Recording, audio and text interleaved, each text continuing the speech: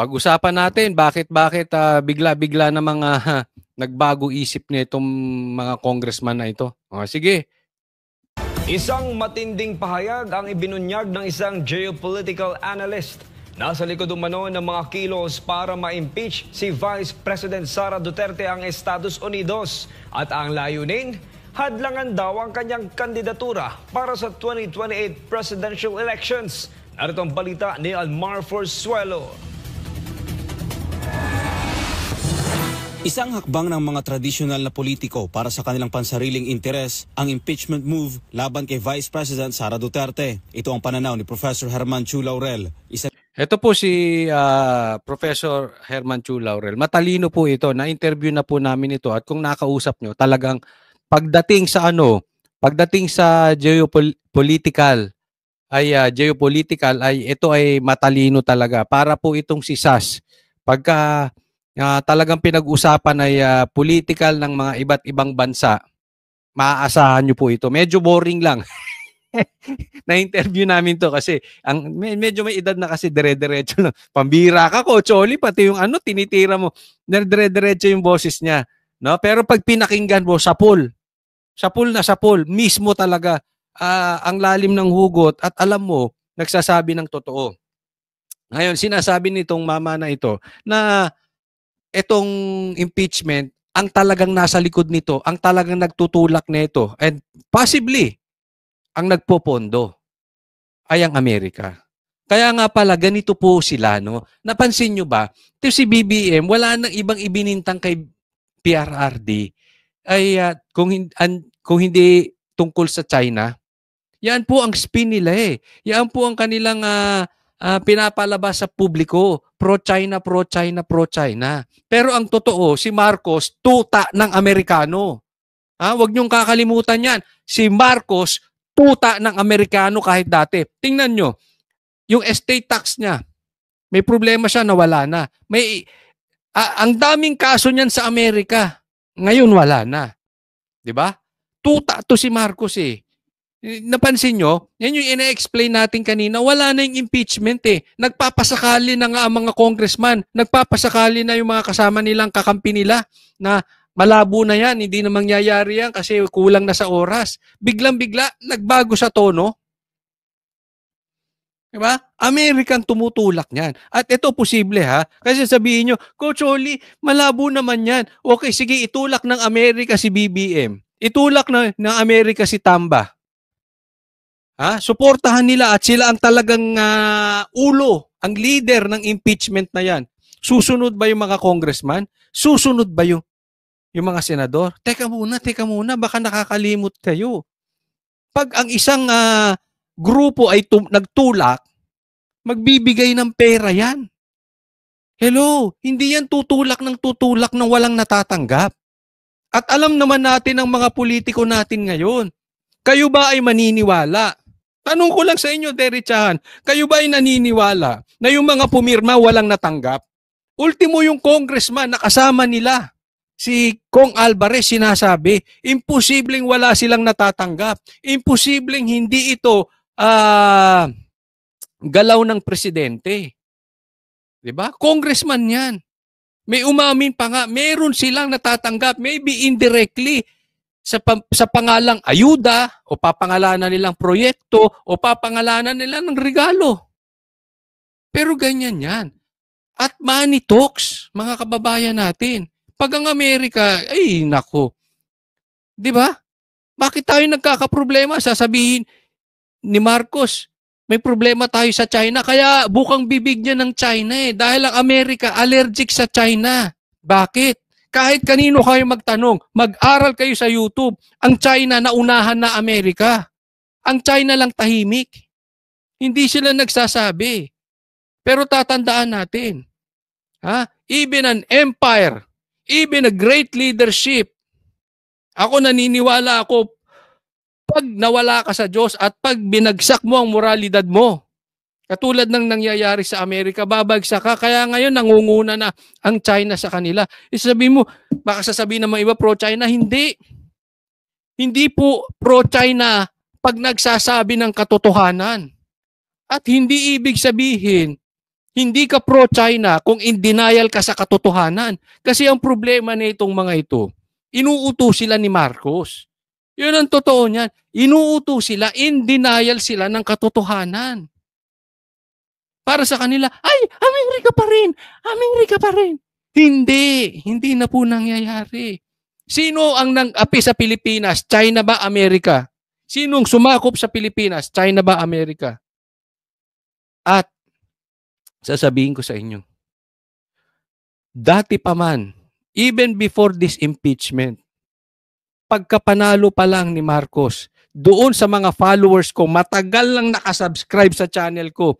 Even before the election, sinasabi ko na yan, delikado tayo kay Marcos dahil si Marcos pwedeng hawakan sa liig. At eto na nga, and after the election, pumasok ang EDCA, sabi ko, patay tayo, hawak na tayo sa liig ng Amerika.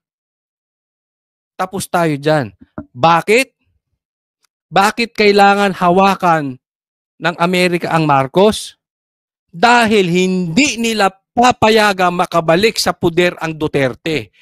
Always remember this, Duterte lang ang nakapagsabi sa kanila, hindi nyo kami tuta. Duterte lang ang nanindigan para sa ating bayan at hindi nagpatuta sa Amerika. Kaya galit sila. Hindi nila kayang bayaran si PRRD, hindi nila kayang kasuhan kasi malinis. Wala silang paraan para kontrolin ng Duterte. Ang gagawin nila, hawakan yung kaya nilang kontrolin at huwag paupuin ulit ang Duterte. Swak na swak sa banga dahil pag na-impeach si BP Sara, papayag ba kayo? Kapag na-impeach si BP Sara, kahit anong posisyon, hindi na po pwedeng tumakbo si BP Sara. Maliwanag po yan. Lahat ng gulong ito dahil sa pumumuno ni Marcos at ni Speaker. Finance and led by the Americans. Isang kilalang geopolitical analyst patungkol sa pagsisikap ng ilang kongresista na patalsikin ang ikalawang Pangulo sa pwesto. Thus, the impeachment of Vice President Sara is a quote-unquote marriage of convenience between the Trapos who want to remain in power forever like Romualdez and Uncle Sam who wants us to be it's forever backed out by the... Ayan. Ang ibig niya sabihin, ano yan parang marriage yan, parang relasyon. Na isa, ang nakatulad ni Speaker na swapang sa hindi na bababa at may pangarap maging presidente. At si Marcos na wants to be in control always, ang kanilang pamilya. Ugali na ng Marcos yan, hindi yan bumababa. Unless kalad ka rin mo, tsaka mo bitbitin sa Hawaii. Pero hindi yan bababa ng kusa. Buhaya yung mga yan Buhaya sa kapangyarihan yung mga yan. Eto naman si Uncle Sam, gusto niyan, kontrolado tayo. Bakit? Panlaban sa China. Destroying leaders not willing to serve its interests. Sa isang forum na inorganisa ng Asian Century Philippines Strategic Studies, binigyan din ni Professor Laurel na mga atake laban sa mga Duterte ay nagsimula matapos ang pagbisita ni Pangulong Ferdinand Marcos Jr. sa Estados Unidos. Yun, kita mo yung timing. Yung pag-atake, pag-atake ng Pilipinas, yung pagbisita niya dyan, iba talaga. Iba. We are lucky now na medyo mag-iiba ng tono. Posibleng ang bunutin ng EDCA dito sa Pilipinas dahil sa pangunguna ni Trump. At sinabi niya, hindi niya bibigyan ng priority ang mga gera-gera, hindi katulad ni Biden na puro gera-gera. Ito naman si Marcos, wala ding backbone, nagpapahawak sa liig. Estados Unidos. As a result of that visit, we suddenly saw a series of attacks against VP Sara over her perceived tie to China and against her father, President Duterte, on the issue of EJK's Pogo with the threat of hauling him before the international... Yan ang sinasabi niya. Isipin mo yung timing. Pagkadalaw ni Marcos sa Amerika, iba na tono. Atake na kay BP Sara, binagbibintangan na ng EJK, ng Pogo si Duterte, etc. Sino bang mukhang sugarol? Sino bang mukhang bisyo? Di ba? Marcos, mandiri ka nga sa sarili mo. Mabantay. Sasabihan mo ng pogo-pogo. Mukha bang sugarol si si PRRD?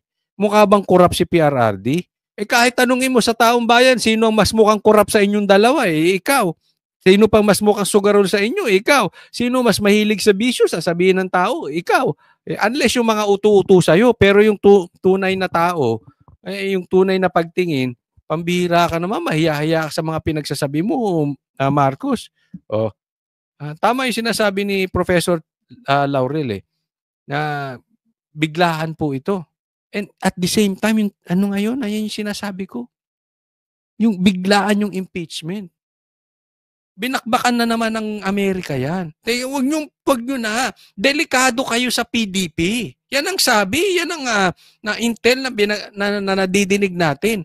Malakas po ang PDP. Takot sila dyan. Ano ngayong koneksyon kung PDP? Kasi pag natapos ang eleksyon at saka gagawin at saka didinggin yung impeachment at nakaupo yung PDP na sa tingin nila, even Americans, they know it, malakas ang PDP. Pag nakaupo ang PDP, hindi na mai-impeach si BP Sara. Naiintindihan nyo? Lamang na po. Kaya kukuhanin na nila yan. Sa tingin nila, kaya nila ngayon. Yun ang tingin nila. The report that is the ICC. Ayon kay Laurel, malinaw na mayroong panlabas na impluensya na naglalayong sirain ang politikal na karera ni Vice President Sara upang hindi ito makatakbo at magtagumpay sa 2028 presidential elections. To us, here lies the real motive for Vice President Sara's impeachment. The Americans are the ones working behind the scene to wreak havoc on her political career lest she restore our independent foreign. Dito mo makikita na sinasabi nito na talagang ayaw nila maging presidente si BP Sara. Diyan natin makikita na totoong leader si BP Sara. Bakit? Hindi nila kayang kontrolin. Katulad ni Marcos. Hindi nila kayang hawakan sa leeg katulad ni Marcos. Hindi nila kayang ibuli katulad ni Marcos. Iba talaga ang Duterte. No? Kaya, kayo ba? Papayag pa rin ba kayo na until now, pinaalis na yung base militar ng US dito sa Pilipinas, pinalitan naman ang pangalan na EDCA, sabi ni Marcos hindi niya papapasukin, pero pinapasok niya, di ba? Walang isang salita yung presidente nyong yan. Wala talagang sinabing tama yan. Papayag kayo nang dahil sa Amerika, ginugulo tayo dito. Wala nang tinatrabaho tong mga mambabatas natin kung hindi Duterte. Impeachment. Nagugulo tayo habang tayo naghihirap, habang tayo nagugutom. Tapos, ang nakikinabang Amerika. Siyempre, si Marcos nakikinabang. Alangan namang libre yan. Hello? Imposibleng walang kapalit. Ganyan din si Tamba. Maisipin nyo, ang nakikinabang iilang tao. Buong bansa nagsasuffer. Naiintindihan nyo ba yung impact ng pangingialam ng Amerika sa atin? Maawa tayo sa Pilipinas. Policy should she become our next president in 2028. Sa kanyang pagtatapos, iginit ni Laurel na kung may dapat man umanong ma-impeach, hindi ito si VP Sara, kundi si Pangulong Bongbong. I agree with you. I agree. Dapat si Marcos. Ang laki problema. Ito na lang. Yung problema sa BICAM. Wala siyang nasabi. Lantarang pagnanakaw yun. Yun ay lantarang korupsyon. Pero itong mama na to, tahimik. Akala mo ang linis. Si Sara pa ang pinai-impeach. Wala namang bayag. Ay, sorry. Sorry. Wala namang para manindigan, kunwari hindi siya nagpapa-impeach. Kunwari ayaw pa niya, pero yung anak niya ang unang pumirma. Ganyan po ka-fake ang tao na to. Gigil na ako dito. Peke ito, pama na ito. Nagugutom tayo, samantalang siya namamayagpag. Ba't nyo pinabalik-balik pa yan? Hindi, walang sisiyan. Ha? Pero ito demonyo talaga. I mean, pag binigyan ka ng pagkakataon, isipin mo, binigyan na siya ng pagkakataong buhayin yung pangalan ng Marcos. Ano pang ginagawa niya? Dahil sa kasakiman ng pera.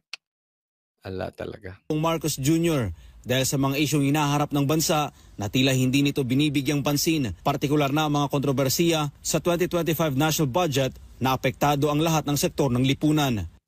If there is anyone that should be facing impeachment, it is President Bongbong Marcos and his key henchmen for ruining the nation's unity, peace, stability, and economic health due to their massive plunder of the 2025 national budget that has enraged all sectors of Philippine society. Para sa Diyos at sa Ay, grabe.